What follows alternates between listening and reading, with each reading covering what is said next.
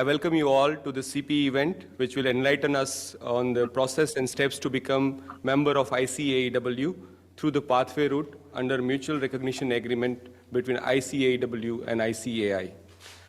Before we start this event, I would like to place on record our sincere gratitude and thanks to His Majesty Sultan Haitham bin Tariq, our sponsor College of Banking and Financial Studies, and our corporate supporters and corporate members for all the help and support.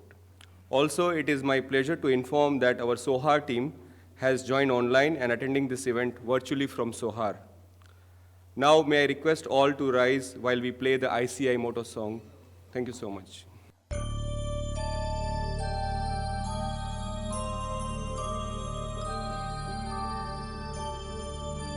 यैष सुप्तेषु जागृति यैष सुप्तेषु जागृति कामं कामं कामं कामपुरुषो पुरुषो निर्मिमाणः निर्मिमाणः तदेव शुक्रं तद्ब्रह्मा तद्ब्रह्मा तदेवामृतमुच्यते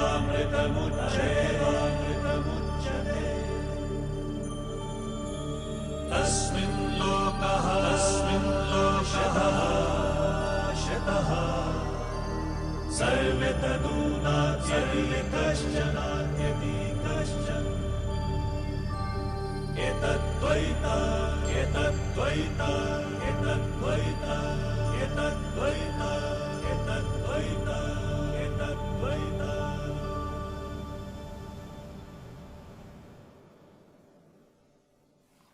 May I request our chairman, Sri Sajeev Surendran, to deliver his chairman's speech, please.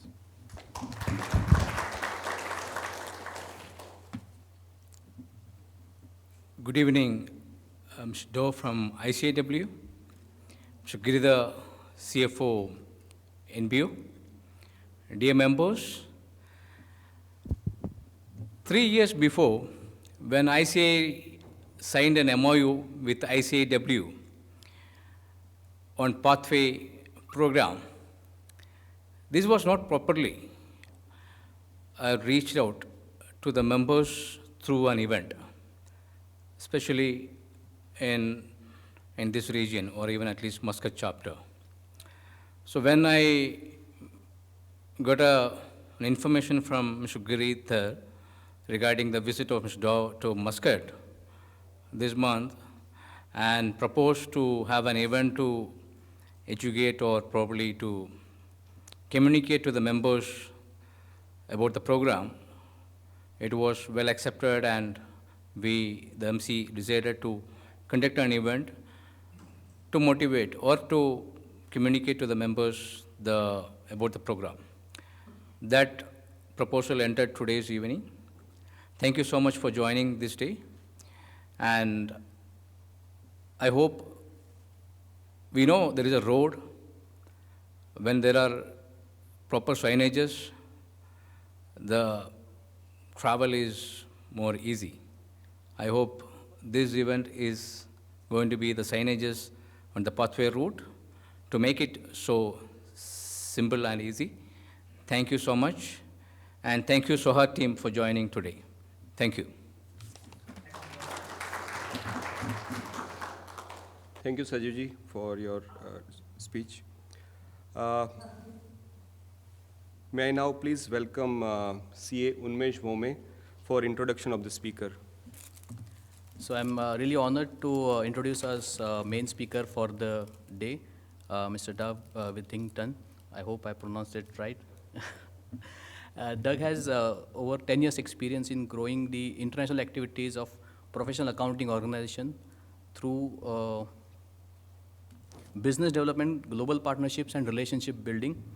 Doug has worked across both business and education, supporting membership growth and partnerships in UK, Africa, and Middle East. He has been working with ICAEW for past 3 years.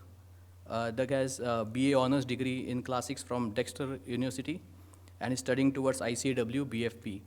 So I request Doug to please take charge of the session and enlighten our members.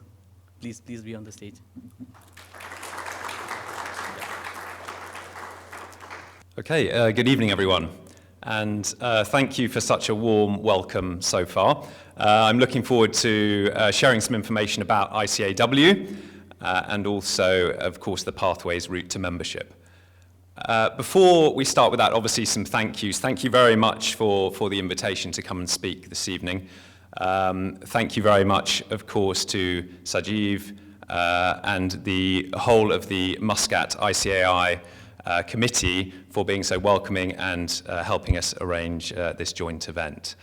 Unmesh, and again, thank you very much as well personally for all the liaising and getting together for this, what will be, I'm sure, an enjoyable evening.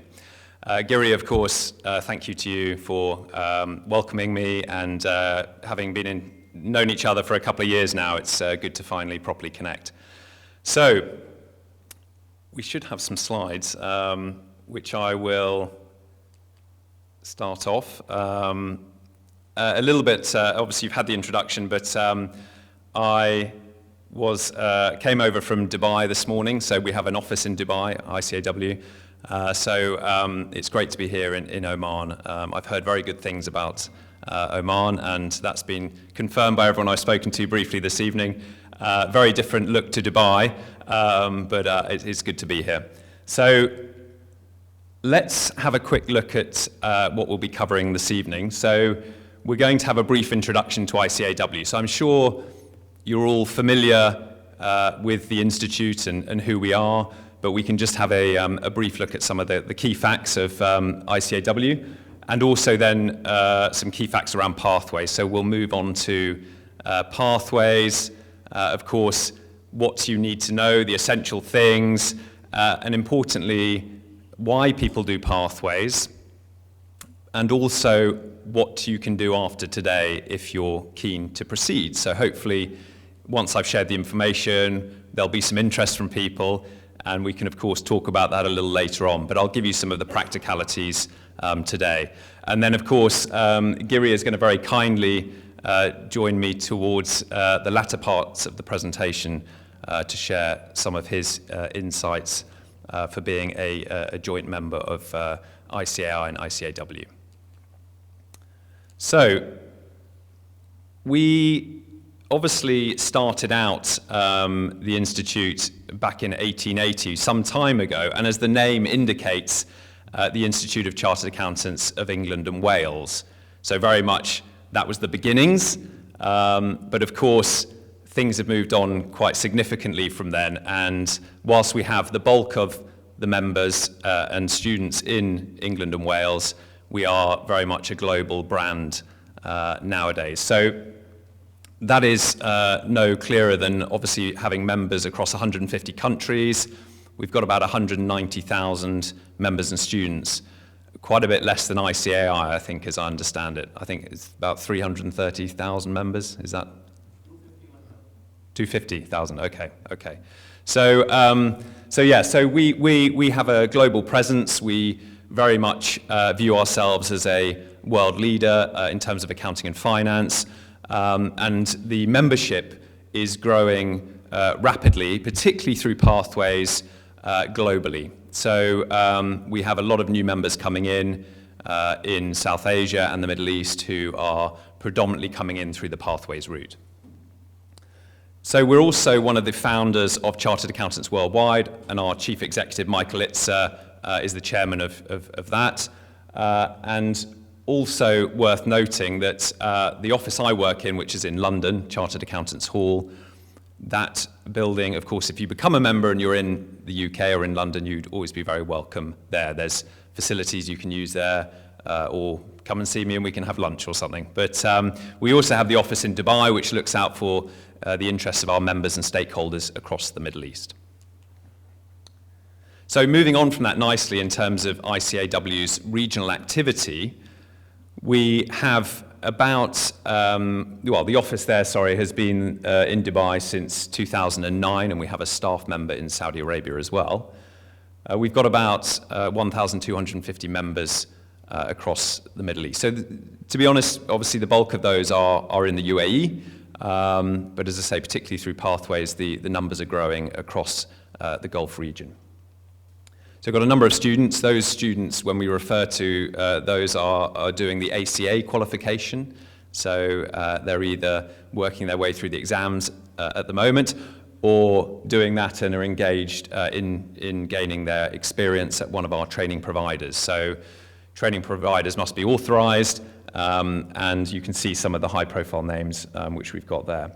So there are, at this stage, with some still to come in after the recent Pathways window, 33 members, ICAEW members in Oman. So it's not a huge amount, is it? So obviously, we've spoken about the number of ICAI members globally, but of course the number here in Oman as well. So we're small, but we're growing, and obviously part of the reason for me being here today is hopefully that some more of you will look to join ICAEW. So collaboration is a key thing for ICAEW, and we collaborate a lot with ICAI, as I'm sure you'll know. So we heard earlier about the MOU, and we're hoping to re-sign the MOU at WCOA in a few weeks' time. Obviously, there's a lot going on around WCOA, so we're hoping that will come off in time to sign the MOU between our two institutes. We, of course, are now engaged more and more as our membership grows, particularly in the Middle East and in India, to be traveling there to host member events, networking events, and so on and so forth. So we're hoping to do much more of that. We also collaborate on research, so you can see one of the reports which was produced a couple of years ago now, so automation in the finance function using specific case studies from both India and the UK to see similarities and comparisons and that kind of thing. So that was a really good project between the two research departments of our institutes. Sponsorship, well, we'll be one of the sponsors at WCOA, which is good. So I'll be there in, I think it's about 3 weeks now, along with a delegation from ICAEW, including our president, Julia Penny. So she will be traveling to WCOA, our past president, Fiona Wilkinson, myself and some other colleagues from ICAEW. So we're very much looking forward to that. And of course, the collaboration with the chapters globally. So we link up with ICAI chapters in the UK and of course in the Middle East. So we worked very closely with Pradeep Singh, who has been kind enough to do similar sessions to this online, particularly obviously during COVID. So some great collaboration there. And it moves on nicely to talk about pathways and just quickly encapsulate exactly what it is. So pathways is a route to ICAEW membership for ICAI members who have more than 5 years of membership. Okay? So the two criteria is you must be a member of ICAI and you must have 5 years membership to do pathways. Obviously, if you don't have 5 years, then there's the alternative route of doing some of the ACA exams, which I think it's the last 3 would need to be completed. And due to our arrangement with ICAI, there's no training requirements. That is obviously satisfied by the training done during your membership with ICAI. So part of the MOU is that Pathways is there as a membership route, and ICAI have been very supportive in us promoting that route to members across the globe. Now, you'll hear me talk about submission windows today. So that is when we refer to submitting for Pathways, that is essentially making an application. So you can't submit at any time in the year. We have 3 clearly defined windows in 2023 when you can actually make your submission for Pathways. That doesn't mean to say, of course, you can't be working hard in the other times to get that submission ready, but it's just these clearly defined windows of when you can take all the documents and make a submission. So there is, just in the interest of transparency, an important point to note that if you do the Pathways route, this may or may not be relevant, of course, but if you do the Pathways route, you won't be able to gain audit rights in the UK. If you were looking to move to the UK to work in audit, then you would have to satisfy the requirements of the FRC, who regulate audit within the UK. But we can, I can talk to anyone about that afterwards. So some key facts. So as I said, Pathways is growing very rapidly as a membership route. So we've had about 1,000 people come in the past couple of years. So actually against our ACA membership route, it's very small, but it is growing rapidly. So we've had people from 35 countries who have done this route, and they come from a range of different areas of accounting and finance. You name it, as I always say, if you can name an area of accounting and finance, we will have had someone come in through the Pathways route.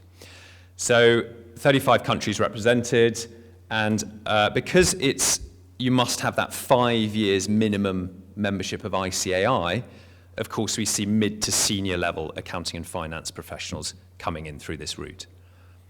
But they really are across the broad spectrum in terms of job roles and job titles. So we have people who work in audit, financial accountants, management accountants, people who work in taxation, people who work in the government or charity sector. So we probably see the largest proportion is people working in business and corporates, but not that far behind is those engaged in practice and working for firms.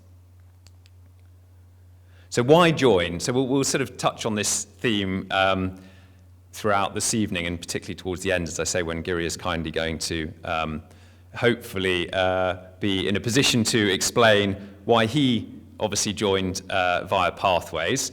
So I can explain it from my perspective, and obviously having spoken to a lot of people who've gone through, but we'll actually hear from someone who's done it, so that's going to be really insightful. But in the meantime, we have, of course, spoken to people who've come in through this route.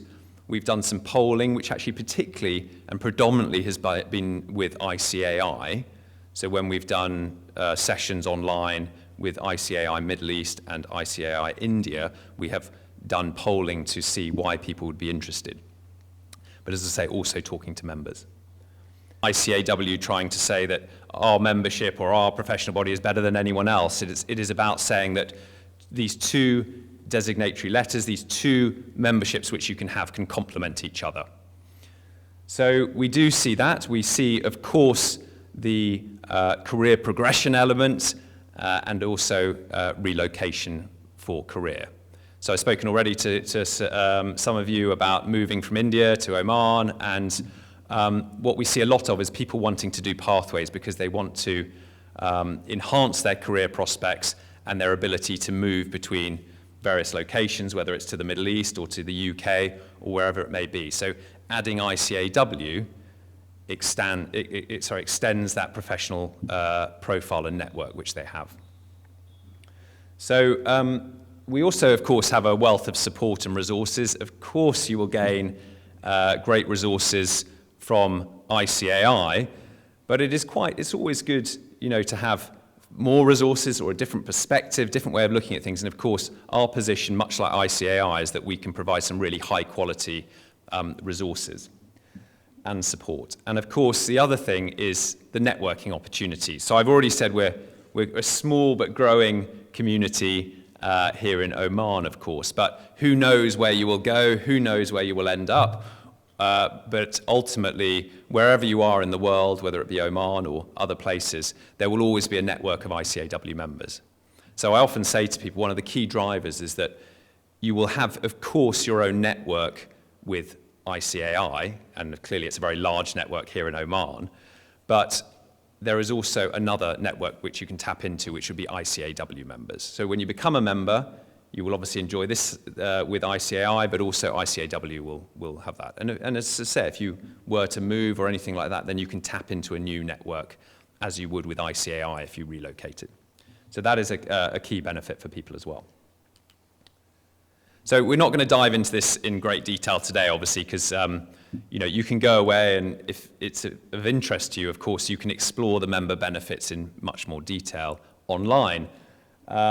There's a few there, and I'll pick out some highlights over the next couple of slides. But these have been obviously put into categories of, we have an ICAEW jobs portal, so that is clearly about firms or businesses looking to employ ICAEW members and matching them in essence, or people coming in through that jobs portal to apply for those jobs as members of ICAEW. So that's exclusive for us. We've got, of course, the technical and ethical helplines. We've got the communities and the faculties, which are two really well-used member benefits. So I'll touch on these in a moment, but essentially the communities, there are 30 online communities you can join, and they cover a range of different, well, it's not just areas of accounting and finance, it could be moments within your career. So we have a community for our young members. We have a community for those who are working in accounting and finance in retail or accounting and finance in manufacturing. So there's a huge range there. They're free to join for members.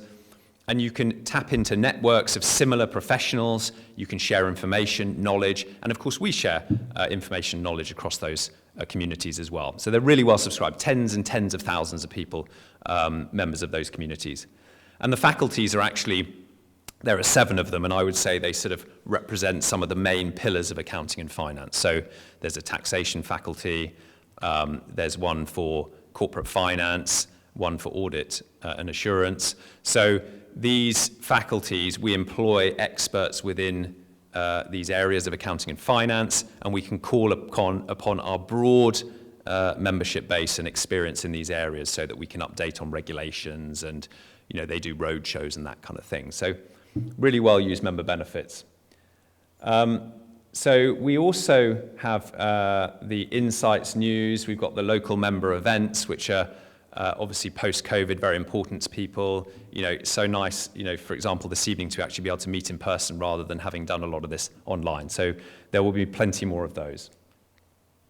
So just some really quick highlights from the member benefits. Say we're not going to dwell for too long, but we have a data analytics community, one of our younger communities to be launched, but the one that has grown the fastest, 25,000 members of that community. So that's been a real success story in terms of our members, and non-members can join as well, coming together to share information and insights around data analytics. We have our podcasts. So these are interesting things I've picked, which you can go and have a look at. Some of them open if you're not a member, so do go and have an explore. So the podcast series, which is, I've already had one joke about talking about the Prime Minister in the UK, and that we can't move quickly enough with the news, obviously 3 in 45 days or whatever it is, but we hopefully now have a Prime Minister who's going to stick around and do good things after what we've had recently. So, but the podcasts are looking at current affairs in relation to accounting and finance, so do go and have an explore of those. So I talked about the faculty, so there they are, as I say, the sort of pillars of accounting and finance, and you can go on and join those and make use of the benefits there. So this is actually an event from Dubai, because it's tomorrow that we have our ICAEW event for our members, which is going to be great. So obviously, I'll be attending that, and my boss, who's Mark Billington, who is the Managing Director of International, will also be there tomorrow.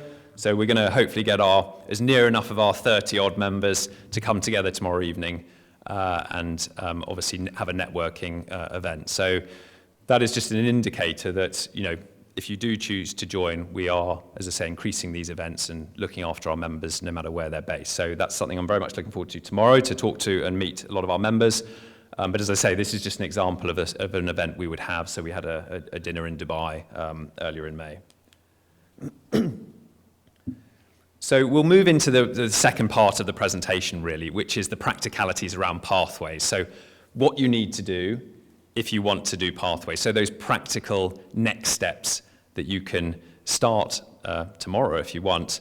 But I will walk you through what you need to do. So there is 4 main requirements if you want to do pathways. So 3 of them, I always say, are essentially administrative tasks. They're things you can do pretty quickly, and you don't need to spend too long on them, you don't need to worry or stress about them too much, and you can then turn your attention to the main piece of pathways, which is the examination of experience. And I'll talk about that in a little more detail in a moment. So the first of those things you need to do is, as I say, just a very simple administrative task, which is getting registered for pathways, okay? So we don't need to dwell on that. That's just going on and getting an account with us.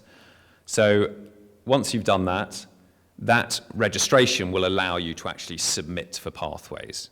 because I talked about those windows that open. That means the website goes live, and when you're registered as a candidate, you can go in and upload all your documents. And Pathways is a little bit about kind of collecting documents in the first place, okay? Now, the first one of those you're going to get your hands on is the letter of good standing from ICAI, okay? So you would approach ICAI. I don't know if the local chapter can do it, but certainly they would be able to direct you to... Online, sorry, okay, it's an online process, so even easier. Okay, so you can do that online. I think you can then request specifically a letter for ICAEW Pathways. You can then get that letter returned to you, and that is essentially a template, but it'll have your details in it. So it will say who you are, when you joined as a member of ICAI, and that you're in good standing with ICAI. And all that does for us, essentially, is allows us to just cross-reference that you are obviously eligible for Pathways. So that's a very simple task. You'll get that letter back from ICAI, you'll PDF that letter, and as I say to people, you'll file that one away in your Pathways folder on your computer, and that's the first document which you've collected, and it's very straightforward. The next thing you need to do is you need to gain the support of a sponsor if you're going to do Pathways. So what people would naturally ask is, who can be a sponsor, and what do they need to do for you, and what are the implications for them? So who can be a sponsor? Well, they need to know you in a professional capacity.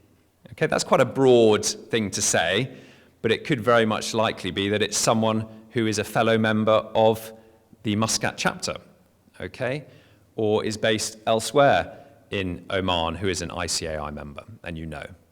Or it could also be a colleague you work with.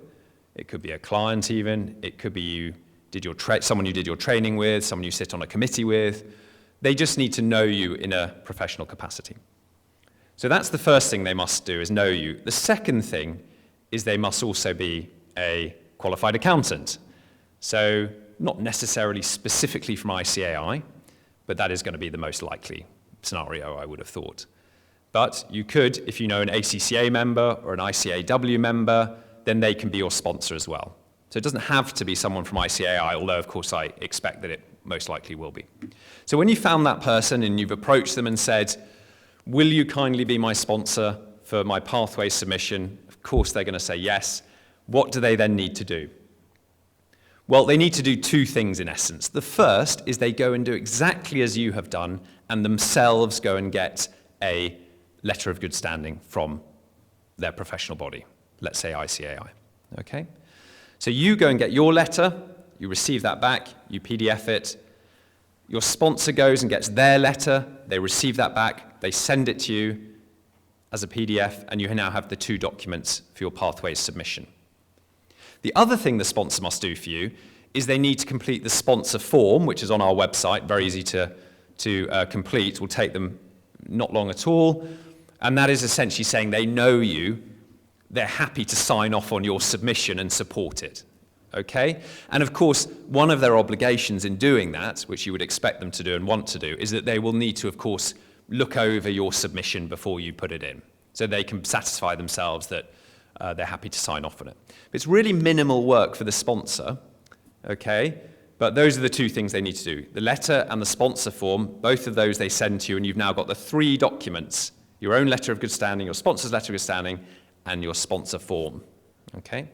Now, if you are able to get a sponsor who is ICAEW, so one of our members, we don't view that as better in any way. It just means that they don't need to get the letter of good standing, because obviously we do our own internal kind of checks on them, okay? So that is the first, well, that is the sort of administrative side of things. The first things you can get going on instantly, get sorted, and then you can turn your attention to the examination of experience. So it's useful just to dispel a few myths about it, explain some of the basics, and hopefully reassure you that it is not anything you need to worry about too much. It will require, of course, some hard work, but that's to be expected, of course. But it is something which you can spend time on improving and perfecting and getting in a position where you're really happy with the end result. before you take the examination of experience document alongside those other ones I've described and make that submission for pathways. So what is it? Well, the first thing to say, and most importantly, is it is a non-invigilated exam, as I'm sure you've worked out. You're not going to an exam hall for 3 hours and doing a paper-based or computer-based assessment where you open up the paper and you suddenly think, oh, I wish I'd brushed up on my cost accounting or whatever it is, okay? So it is not that. It is something you do in your own time, in your own home or your office after work, that you can spend days and weeks perfecting and improving. And also, as the name makes it very clear, it is an exam that focuses on what you have done, what your experience is, and not so much on trying to find out who knows the most about a particular financial standard or a particular area of taxation. It's not about that.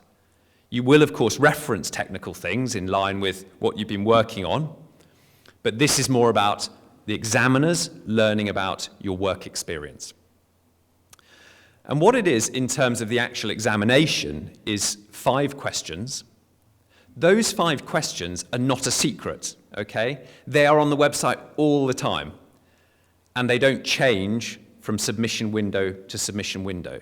So when Giri did pathways, he would have answered those questions, and you will be answering exactly the same ones if you were to do it at the next submission window. So they're not a secret, they're always there, they don't change, and there are 5 of them, 5 questions. Now, each question is aligned to a certain skill or attribute, which ICAEW deems as an important skill or attribute for our members to possess. None of them will come as a surprise to you, okay?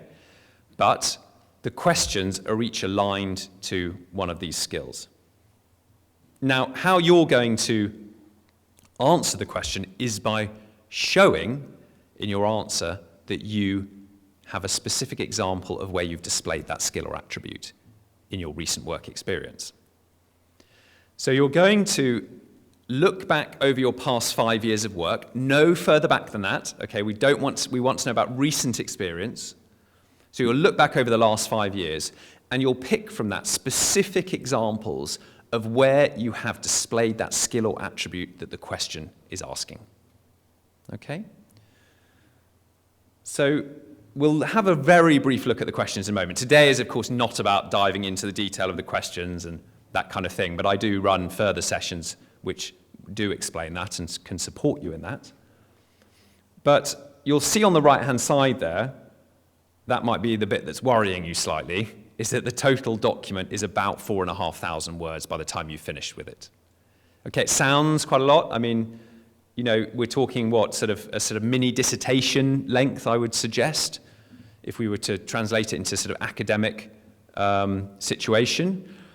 But the 4,500 words is a rough guide, okay? You could end up writing 4,000 or 5,000. But ultimately, it's about the content and the quality, not about the word count, but that is a guideline. And if you recall, I said you're going to be working on this document over days and weeks, so you don't need to stress too much about the word count because you're going to kind of chip away at it, okay? It's a bit like if, you know, we've been following the cricket, the T20 cricket. If you have a massive run chase, you've got to just focus on each ball or each over at a time, and then eventually you get there. England aren't doing very well in that regard, but there we go. So we can then have a brief look at some of the questions, well, at all of the questions, 3 here and 2 on the next page. But I just wanted to explain in a little bit more detail and clarify what I meant when I said each question is pinned to or aligned to a skill or attribute. So the first question wants you to give examples, 2 of them, from your last 5 years of work where you have identified an issue, okay? So it could be that you're engaged in an audit and you've identified an issue. You could be looking through the financial statements of the organization and you identify an issue from looking at them. So it can be a huge range of things, but ultimately the skill they want is identification of issues. Oops, excuse me. Right, so question 2 is about the skill of analysis, okay, one which is obviously integral to the role of an accountant. So in that, you will showcase from the last 5 years where you have use ratios to analyze financial statements, or something similar to that. Question 3 is about where you've displayed judgment in your working life in the last 5 years. So it could be in one of the answers to 3.1, it's about looking at options. So when you look at 2 options, you weigh up those options, you choose one of them, and then importantly, you display and demonstrate the judgment you used to choose that option over and above the other one. Question 4 is about the skill of advice. So that can be internal or external advice, okay? It could be to your CFO, it could be to a client, it could be advising a client on a tax matter, it could be advising your head of finance on which budgeting methods you're going to use for the forthcoming year. It can be from across the range of accounting and finance, but you must show where you've given advice. And the last question is the ethics question. So that is just one answer of where, in the last 5 years, you've dealt with an ethical issue. Okay, so you need to think back, and this is based around the IFAC Code of Ethics, and think where you have encountered an ethical dilemma or situation. Have you received pressure to achieve a particular result? Have you encountered a conflict of interest? And then importantly, how have you dealt with it? And what are the behaviors you've displayed in dealing with it? Integrity, professionalism, and so on. So those are the 5 questions, but you'll note from the purple text it gets slightly more nuanced in that there are 5 questions, but we actually want 9 examples given from the last 5 years of work. Because those of you, I'm sure, would have noticed that questions 1, 2, 3, and 4 want 2 separate, standalone examples of where you've displayed that skill. So if you're thinking about the advice question, you would look back and think, yes, in July 2019, I advised a client on this. And then you could skip forward 3 years, and you could be looking at earlier this year, February, where you also gave some advice to someone about something. So they're unrelated examples. Each answer you're giving is narrating its own story. So that if I took it or an examiner took it and looked at it, they would know exactly what's going on and could read it in a standalone manner. Now, it doesn't take a mathematician to work out, obviously, that we arrive at the 4,500 words because the 9 examples as a guide should be around about 500 words each, give or take, okay? So that's how we get to the 4,500 words. So coming on to the latter stages of the presentation. So next steps after today. Support that's available. What it's going to cost you, of course, is important. We're transparent about that. Okay? And the timeline. If you're interested, where do you go from now? So, key dates. I said at the beginning that we have these submission windows, clearly defined. Now, the next one is in January 2023.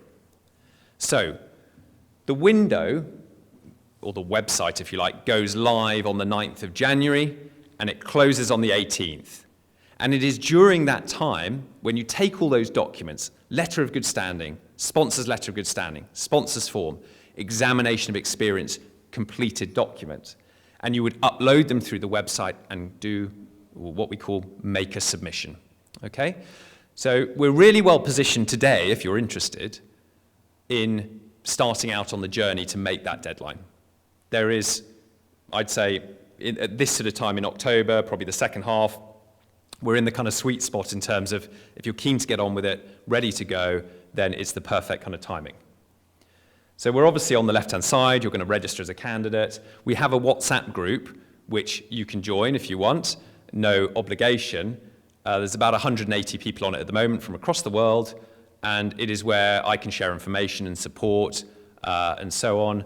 And candidates amongst themselves can also kind of, help each other out or whatever in terms of, documentation, guidance and that sort of stuff. So there's the WhatsApp group. So you would then go away and start getting your letters, we know that, and you would essentially start the examination of experience. Okay, you'd start off quite small, you'd think about the questions, You'd then start making some notes about examples of where you've done that skill. You'd maybe just jot down, as I say, January 2020, I was working at XYZ Limited, this was my role, and I ended up giving advice to this client about this matter. So you've got the kind of bones down of the answer, and then you can flesh them out as you go along.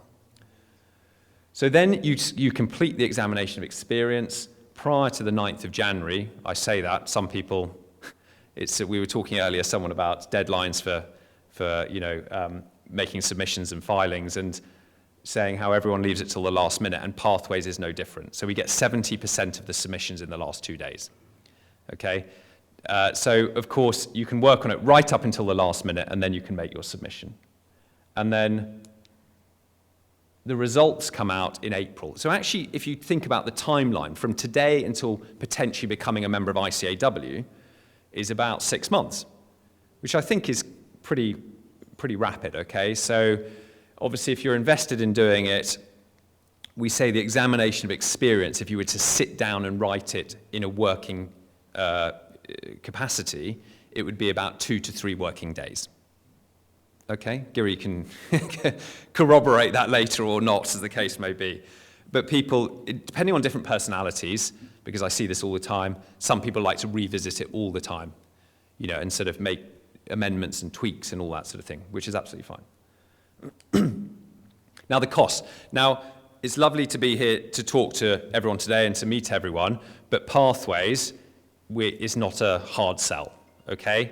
It's not going to be for everyone, and there are going to be things that appeal to some people, don't. You have to find your own reason, hopefully that you will see value in becoming a member of ICAEW, but if you don't, it's entirely up to you, okay? So it's up to someone to make their own mind up. They need to go and look at it, look at the benefits, see what they think about it, see if it fits into their view of where they see themselves going in their career and that kind of thing. So it's worth saying that, but of course it's worth considering the cost, okay? Because it's not insignificant, but the first thing you will come up to is when you submit in that January window, at the moment you upload all the documents, you would have to pay £300 submission fee.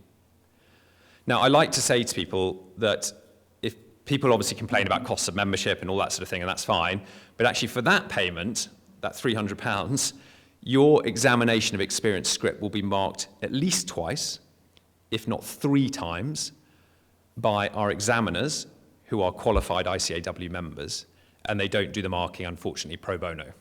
So we have to pay our markers, okay? So you can kind of think of that as like an exam fee, and that is £300 when you submit. Now, moving forward, the next time you would pay anything is obviously if you're coming in as a member. So anyone outside the UK has to pay a one-off admission fee of £300. Okay, so not to be confused with the submission fee. This is the admission fee to come into the institute. And then membership fees, full membership fees for next year are £415 a year.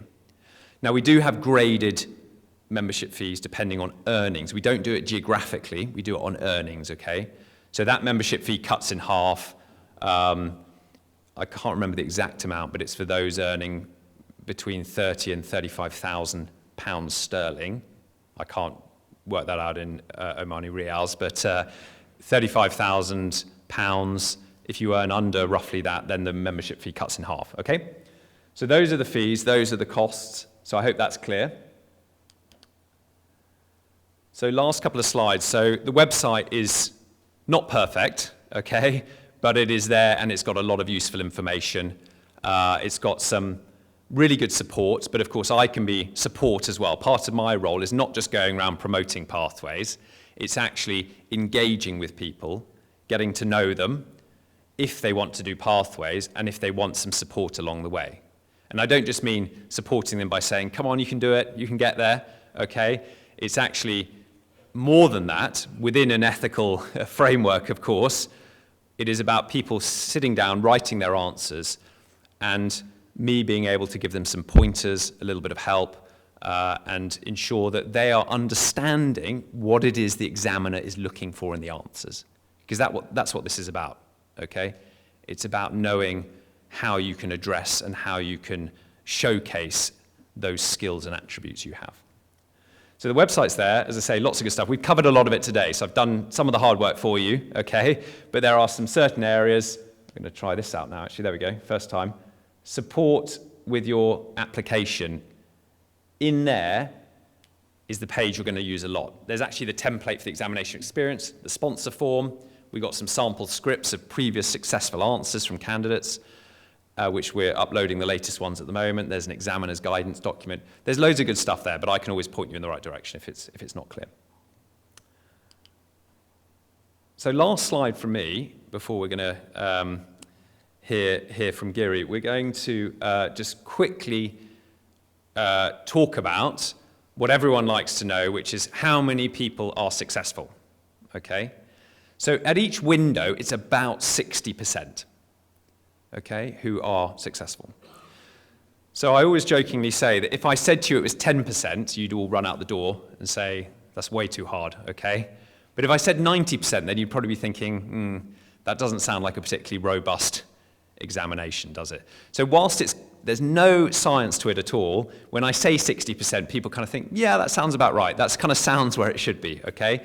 So 60%. Now, of course, geographically and between the professional bodies, there is differences in terms of how well people do. So ICAI members do actually do better than that.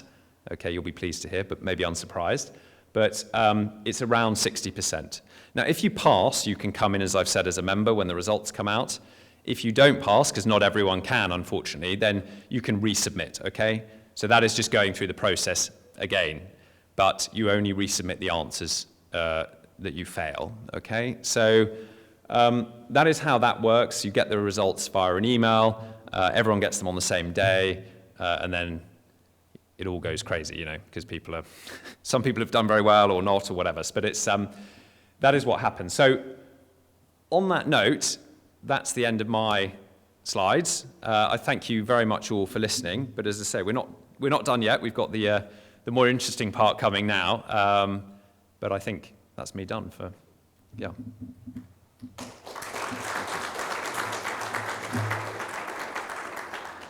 Thank you so much, Doug, for your kind presentation. Now, we have our guest who is part of ICAI, Mr. Giri. I would like to welcome Mr. Giri on the stage. Mr. Giri. And Mr. Jai will give an introduction of our today's speaker. Good evening, everyone. It's my pleasure to introduce our member, Mr. Giridhar S. Varadachari. CA Giridhar S. Varadachari was appointed Chief Financial Officer of NBO in January 2021, following more than 3 decades of experience in financial service industry, in leading financial institutions across Asia, the Middle East, Africa, and the UK.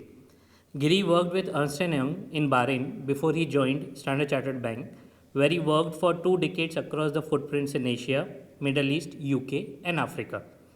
During this time, he held senior leadership positions within operations and finance functions, including 6 years as Director Finance of PT Bank Permata in Indonesia. He joins from HSBC Group, where he worked for 5.5 years. His last role with HSBC was as Group Head Finance Operation, and he provided leadership to a large portion of their finance function. Giri obtained his Bachelor's in Commerce from Madras University, as well as a Master's degree in Business Administration from Henley Management College, UK. He is qualified Chartered Accountant and a member of Institute of Chartered Accountants of India, as well as England and Wales. Please join me in welcoming Mr. Giri with round of applause. Thank you. Namaste. Namaste. So you want to ask me questions? So yes. Yeah. Okay. So we're going to do this in a bit of a double act. Okay. With Doug asking me some questions about my experience and why I choose to do the Pathways program recently. Okay. Hope this works. So let's pass the mic and do the double act. Okay, thanks, Giri. So I hope, we're having to pass this mic between us so everyone can hear, and this can be obviously for the recorded session. But yeah, thanks, Giri, so much for offering to come and explain your experience at Pathways, and that's really probably where we want to start is understanding from you really why you chose to become a member of ICAEW. We've just heard about your very successful career. So why was it that you thought ICAEW and doing Pathways would be good for you, and we'd love to hear about that. Thank you. So before I answer your question, I just wanted to add to what you said at the beginning, a well-organized event. So thanks to the president and office bearers of ICAI Muscat chapter. And thank you for hosting, Doug. Now to answer your question, so I'm going to go down the memory lane, right? I qualified as a chartered accountant. My wife Shanti, who's here, is also a chartered accountant. We both qualified with the last batch of what was called as an entrance examination batch. I can see at least one person nodding, okay, because that's a different generation, isn't it? So straight after our schooling, we could do an entrance exam and join our articles, okay? So in that process, you end up qualifying when you're 20 years old. My wife waited for 6 months to get her ICAI membership because minimum age is 21 years to become ICAI member. So we qualified then, and being born and brought up in Chennai in India, I obviously I had to decide to go out and build my career outside of India. Those days, the opportunities in Chennai were very limited, right? There's no BPO industry, there's no Infosys, there's nothing. You either work for a public sector company or for TVS Group. Essentially, those were the two big employers in Chennai. And I actually had a fascination to do my CA from UK. So I wrote to the Institute of Chartered Accountants in England and Wales and said, how do I become a member of ICAEW? Please don't fall off. This was the answer I got. They said, yes, you can become a member, but you have to do your articleship again and write intermediate and final exam. Can you believe it? This is the truth. This is absolutely the truth. So I said, no, I'm not doing that again. I started my career with Ernst & Young here in Bahrain and progressed through my career with Standard Chartered Bank and then moved on to HSBC. But in the meanwhile, I'd never lost track, having worked for two large British organizations, never lost track of the plot that I wanted to become an ICAEW member. Sometime in 2007, maybe 2008, ICAEW had changed the way we could become members. So no longer was it required for me to do articleship, but we had to write three examination papers to go and be supervised. Doug clearly called out that the pathway submission is not supervised, right? It's not supervised. But in 2007, the way you could become a member was going and writing 3 papers, I think it was at that stage, supervised papers, which is rightfully so, UK taxation, and a couple of other papers, maybe corporate finance and one more. I can't remember which one it was. So I said, yeah, maybe at this time I should try and become a member. But my work schedule meant that I could never make time to, do those 3 papers. 2018, as my introduction said, I worked for the global CFO of HSBC, and I had a large team of about 4,000 people working for me, around 500 chartered accountants in that, around the world. And I got a mail from the India coordinator of ICAEW saying, have you heard of this program called Pathways? She was not talking about me, she was talking about my global team, and particularly a younger lot which would benefit with the ICAEW membership. And I said, oh, that's interesting. What do we need to do? And she said, look, let me connect you to Doug, and we are going to do this webinar on pathways. Really. So for me, it was a childhood dream. As I said to you, when I finished my CA, I wanted to become an ICAEW member. Got that first answer, which said, do your articles again. That changed in 15, 20 years' time. And then it became just a pathways program. So that's why I did it. As I said, and I've worked for primarily multinationals and the world's largest international bank, which is HSBC. For me, it made a lot of sense to have an ICAEW membership. Definitely outside of India, more prestigious than ICAI. I do know that India as a country is gaining clout, and I'm proud of that as well.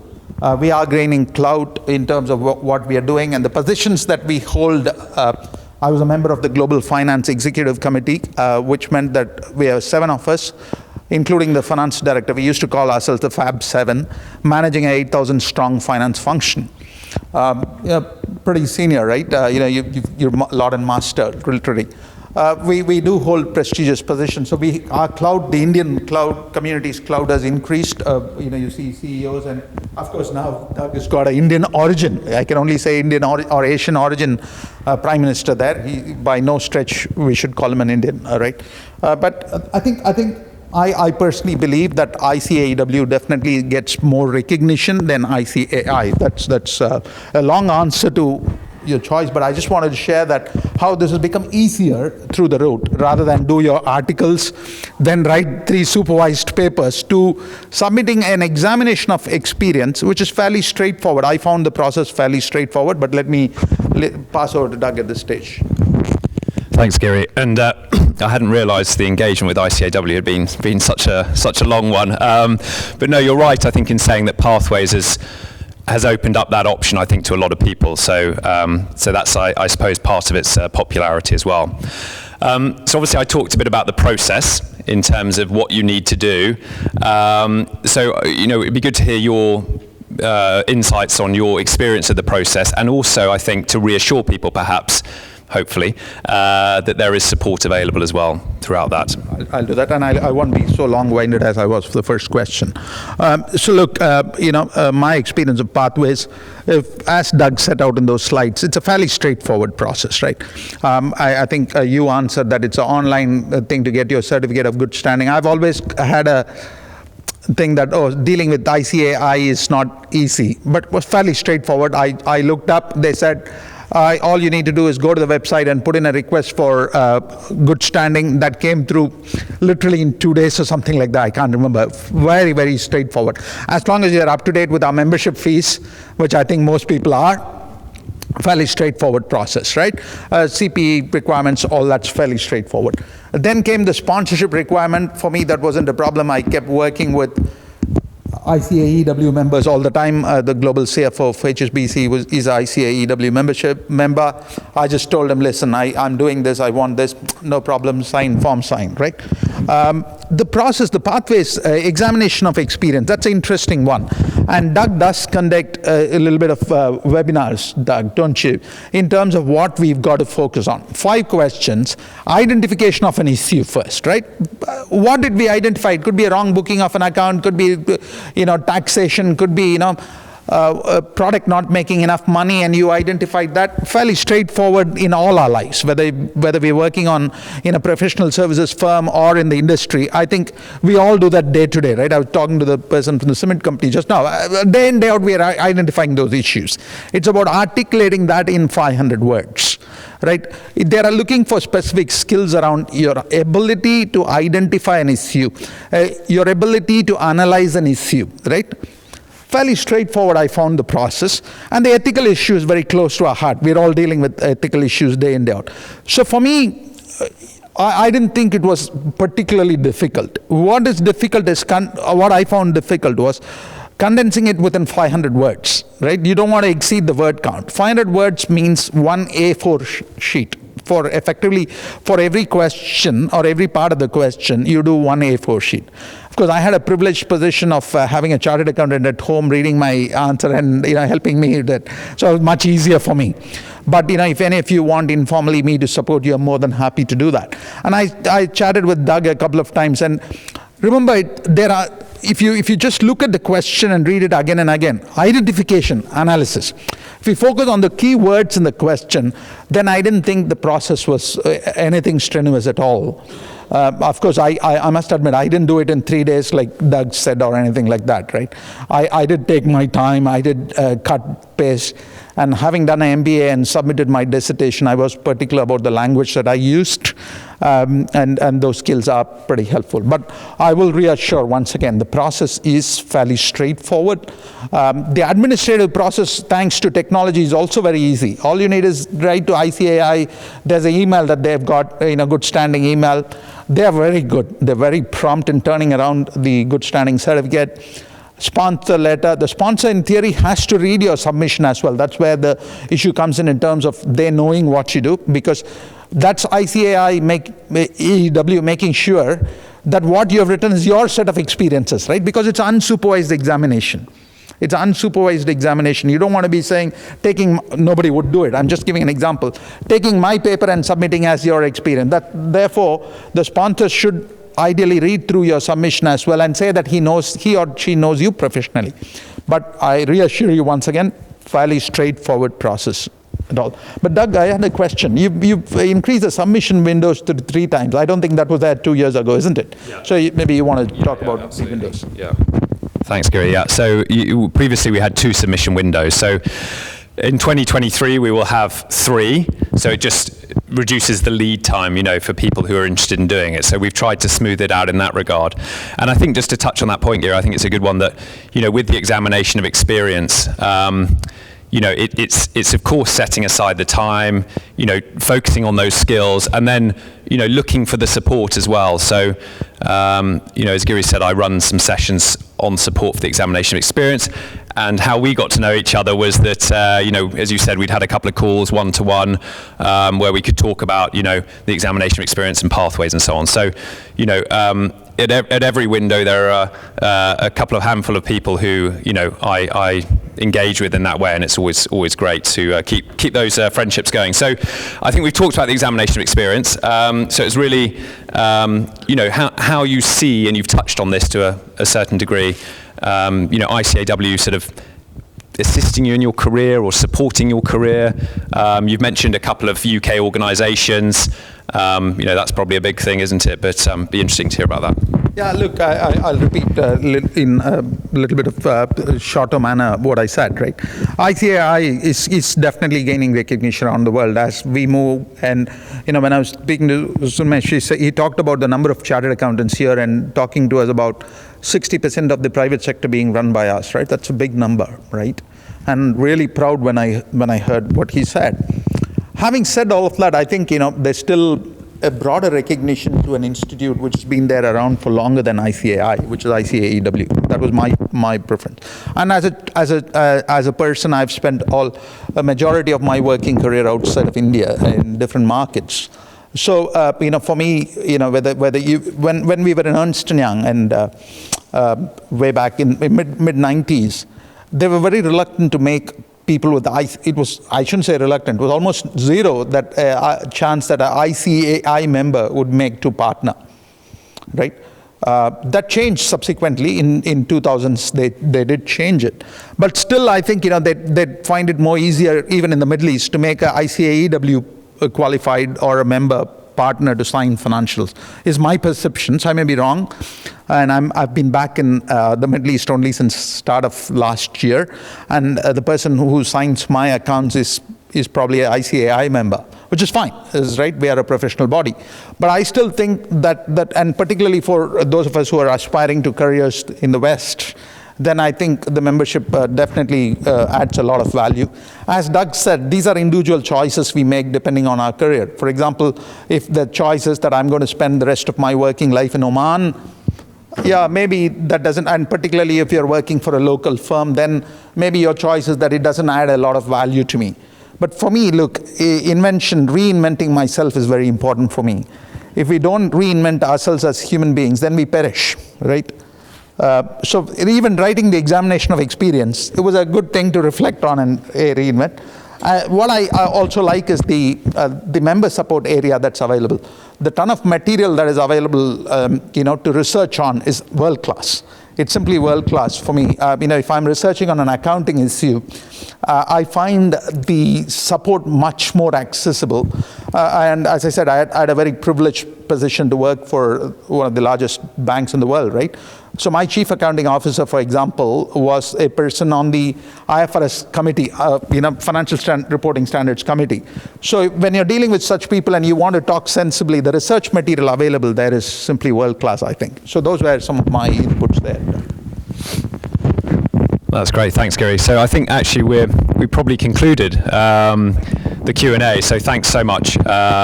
And lastly, obviously, thanks to everyone for listening in. I hope that was, I'm sure that was very insightful, and that we can, anyone who wants to learn any more about pathways, I think we're going to have some food shortly, and we can discuss further. Maybe there's some opportunity for people to ask questions. Yeah, absolutely. Yeah. Thanks. Thanks, Gary. Thank you so much.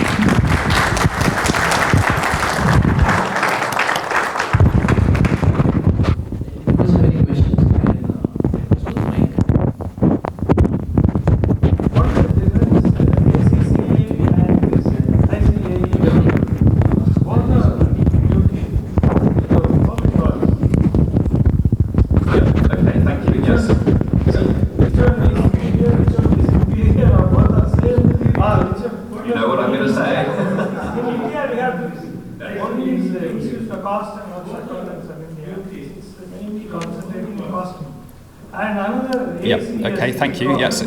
So, you know what I'm going to say. No.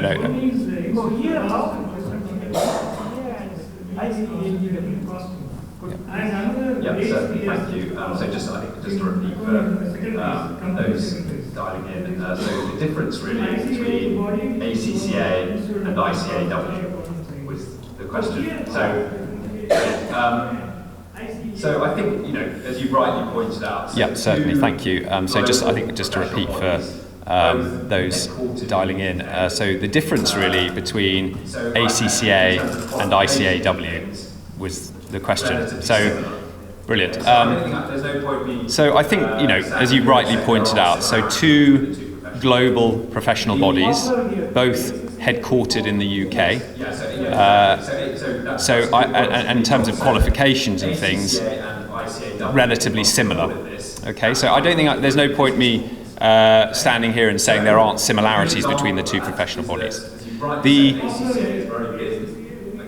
Exactly. So that's a good point and leads on. So ACCA and ICAEW, if you want to call it this, have quite different business models. Okay, so a good example of that is that, as you've rightly said, ACCA is very big, like maybe in Oman, but the Middle East I know it is, and globally. So they have a huge student base and more of a pyramid, if you like, in terms of their business model. Not that many, whilst they have a large membership base, of the total students actually make it to membership. So they are very good at going into countries around the world and promoting ACCA, but with the specific knowledge that very few of those people are going to progress through the qualification. ICAEW has the opposite, if you like. We have a much smaller student body than we do membership. So most of those who are undertaking ICAEW in terms of the ACA qualification make it to membership. So there's a big difference there. I certainly know in my experience of dealing with ICAI based in India that I think ACCA's approaches have not been that popular. So we very much like to work in collaboration with professional bodies such as ICAI, but I'm not sure that's the case for ACCA. The other thing to say is that you need to look at, so if I could add in another global body like SEMA, for example, you would need to look at each of their offering and, as we said earlier, make your own decision on to which one you think is best for you. Do I think, and would most people agree, that ICAEW is at the top of the tree in terms of those professional bodies? I think most people honestly would say that. But of course, people have their own reasons for things. The other thing to say is that ACCA do not have a pathways route. So you will end up sitting exams with them. And I believe it's considerably more expensive as well for people who are at the pathways level, if you see what I mean. So I hope that's answered your question. Thank you. Good evening. Do they have to physically come to UK? Good evening, sir. My question is face-to-face interaction or something like that. That is one question. The second question is, regarding the CPE requirements, what is the minimum number of hours which are stipulated in a year as per ICAEW, and whether the CPE hours which has been covered by the Indian Chartered Accountants can be taken as a credit? These are two questions that I have. Yeah, good questions, thank you. So the first one, when you've submitted to becoming a member, and indeed I suppose when you are a member, would you have to be present in the UK or any of that kind of thing? And the second question about CPD. Yeah, good questions, thank you. So the first one, when you've submitted to becoming a member, and indeed I suppose when you are a member, would you have to be present in the UK or any of that kind of thing?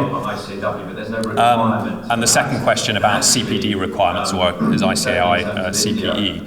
So there is no requirement to come to the UK and have any kind of interview or anything like that, or obviously you'd be very welcome at ICAEW, but there's no requirement for that. And actually, certainly in terms of India, we now host our membership ceremonies for new ICAEW members in India. So we had them in Delhi and Mumbai quite recently. So no, certainly no requirement in that regard. In terms of CPE, Now, if you become a member of ICAEW, your CPD will be essentially covered off by the CPE you are doing with ICAI. So you won't have to be duplicating that. I wouldn't know the requirements, as I'm sure you all will, for ICAI CPE, but I guess if it wasn't, the same amount or something, you might have to do some more. But I don't think there's any issues around that, as in there won't be duplication. Okay? Thank you. Good evening. I'm a member of the CMA, which has recently collaborated, I think, with CPA. So I call myself CGMA now. Do I still require a sponsor? So you're a CGMA, or an ACMA CGMA? Yes. Yeah. So SEMA members, SEMA is not, unfortunately, a pathways body. Okay, it used to be a pathways body some years ago, but we now, if you want to come into ICAEW as a SEMA member, it would be through gaining credits or exemptions, basically. So it wouldn't be through the pathways route, unfortunately. ICAI clearly is, but SEMA is not a pathways body. Okay. First of all, thank you for sharing the valuable insights on the pathways journey, and thank you, Mr. Giri, for sharing your experience. My name is Sumit. I'm working as an assistant manager in Deloitte. I'm very keen on pursuing this ICAEW course, but I just want to confirm one thing, that what is the main difference between ICAEW member as a normal route and ICAEW member as a pathways route? So only the practicing right is there with the normal route member, or is there any significant difference in terms of employment rights or any other which you would like to highlight? Yeah, thank you for the question. Yeah, very good question. So ICAEW treats, as you would expect, all members, no matter how they've entered, as full members of ICAEW. So all have the ACA designatory letters after their name, all get the same membership certificate in terms of those practicalities.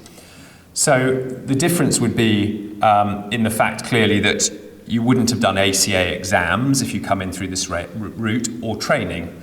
So you've obviously done that with ICAI.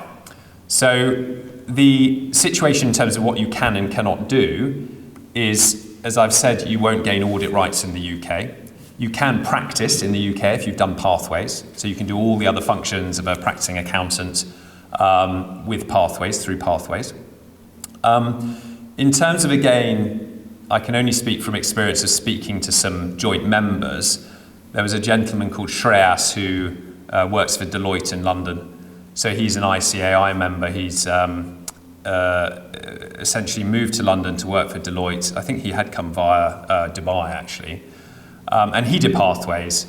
And he was well aware of those limitations around, audit rights and so on. He wanted to do it, I think, as Giri has said, to sort of expand his professional profile, add ICAEW to his ICAI, knowing that he was coming to the UK, and how that might be viewed. So I think, to your point about restrictions, obviously if someone said to you, you're an ICAEW member, how did you find the exams and training? You say, well, I didn't do the exams and training, I came in through another route, okay? But as we know globally, it's not uncommon for all professional bodies to have different routes in, different pathways and that kind of thing. So by audit rights, you mean as in practicing in audit, or I cannot get a job in audit as well?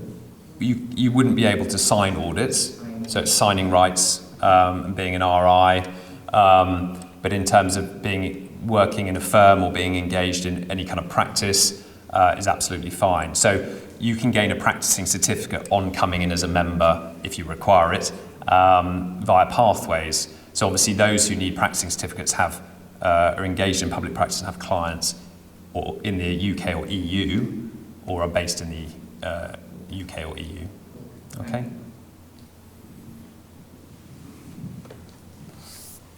Any more questions? I didn't get the last part. So you could gain these rights by writing some exam or something? Yeah, exactly. So so the question, how would you gain those audit rights? So that would involve taking some ICAEW exams. Okay, so it's not my area, but as I understand it, you would have to sit 5 exams, to satisfy the FRC and gain also some experience as well within audit. So we do completely honestly say to people, you have two options if you want to go down that route. You don't do pathways because it's not suitable for you. You have to pursue the exams and so on. Or you can do pathways and you could be a member in 6 months, and then after that, or as an aside, you can be doing the exams whilst already being a member of ours. It's a little bit confusing if you see what I mean, but you have the membership, but you don't have the audit rights. Okay. Just a quick request. Could you just cover off the technical piece? I mean, you did have a slide which said, overly technical answers are not valued. And Yeah. we are accountant, and we do have tendency to perhaps dive into a little bit of. Yeah, exactly. So when I give my support on the examination of experience and how to approach the questions, the examiners are not. This sounds like in a rude way, I don't mean it like this, but they're not actually sort of overly concerned with the area of accounting and finance you work in. It may well be that the examiners who mark your script don't have a lot of experience in that field, they may not have worked in it. So that by its very definition means that the focus is more about the skills you're displaying. So that's what I mean when I'm referring to not having to be overly technical. Now, I've read hundreds and hundreds of scripts and answers, and there's a huge range in terms of technical aspect to them. But ultimately, it boils down to displaying the skill or attribute, okay? There are also, within the examination of experience, some more technical questions. So the analysis questions, particularly one of them is we would expect to see some numerical work, some calculations, that kind of thing. But equally, you could be doing the advice question or the ethics question and not really need to get into anything that technical. So the one thing that runs true throughout all of the answers is, and it may sound a very obvious point, is that they must be accounting and finance focused. And I only say that because I know people's roles can diversify into IT, HR, similar to what I do, sort of business development side of things. But ultimately, it needs to come back to being about accounting and finance. But it doesn't matter what field of that. Okay? Thanks, Gary. Is there any other questions?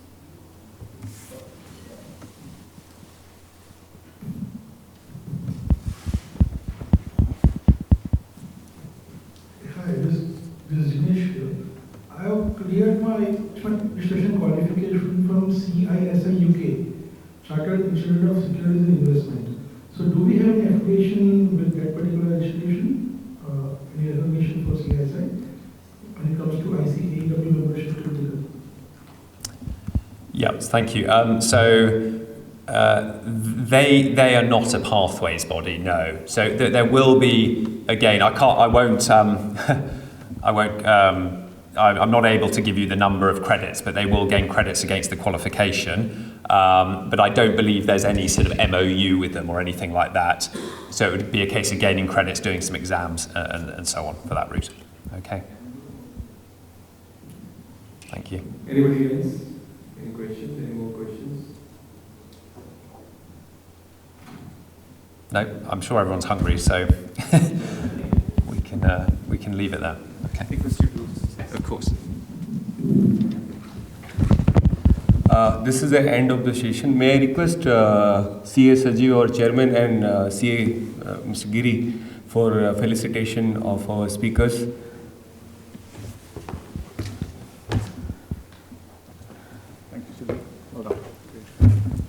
May I request Mr. Giri to felicitate Mr. Doug for his excellent session on being he's a part of our ICAI family.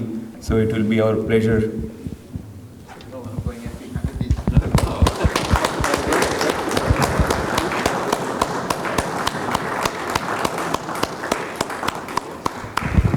Thank you so much, Doug, for your excellent session.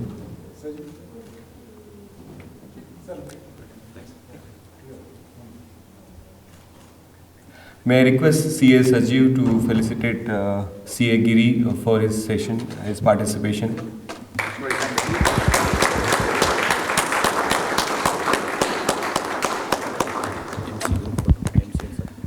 May I request all MC members for a group photo with our speakers.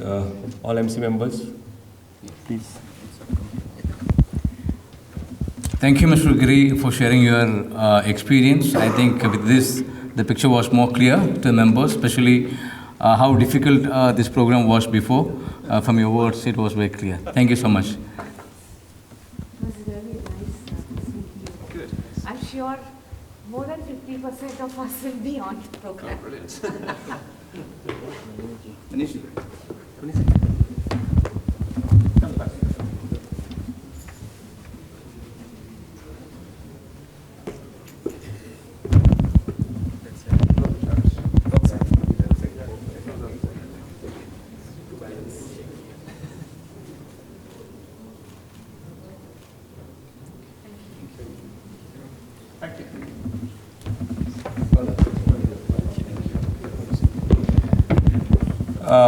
I would request CA Unmesh Home to give word of thanks.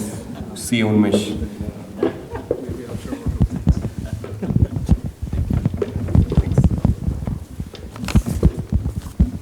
Thank you, Doug, for that lovely session. I'm sure many of our members from Muscat chapter would be registering and looking to enroll as ICAEW members. I remember what my father used to say. He always told me, Unmesh, always ensure that every 3 to 5 years you add something to your CV. Okay, that could be a new qualification, that could be something achievement. I hope I take promotions as achievements or new responsibilities as achievement. And this is one of the ways you can always hone your skills, right? That's what they call. So I think it's a good opportunity for all the ICAI members to explore this option as well. So with this, I formally thank Da and Giri for sharing their views and guiding our members. I also thank our sponsor CBFS, our corporate members, our corporate supporters. I also thank Intercity staff for making this lovely arrangement. I think this is our first event in this new hotel. So looking forward for many such events here. So hope all the members like the venue and the food as well. Let's see what's the view on the food. I also thank the managing committee of Muscat chapter, the subcommittee members for taking efforts and making this event very successful. Once again, thank you all for coming on the weekend. I know it's a bit tiring to be attending professional events on the weekends, but thank you all for taking out time. Let's gather for a group photograph here. Everybody on the stage, please.